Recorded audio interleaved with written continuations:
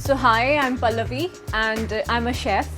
I did my diploma from Italy and I recently published my book. It's called The Bhojpuri Kitchen.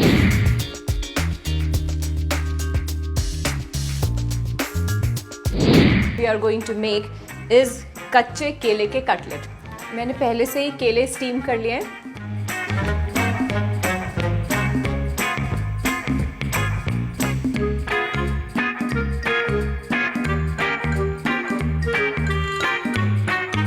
ये एक बहुत ही बढ़िया recipe है, you know, जब आप सारे दिन के बाद थक करके घर आए और आपको पता चले कि गेस्ट आ रहे हैं and you really cannot avoid them.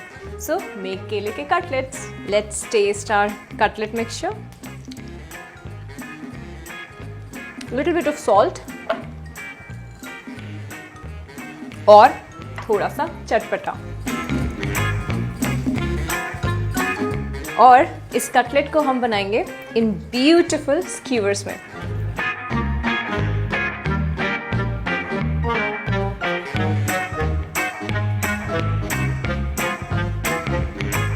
तो मेरा पैन बिल्कुल हॉट है.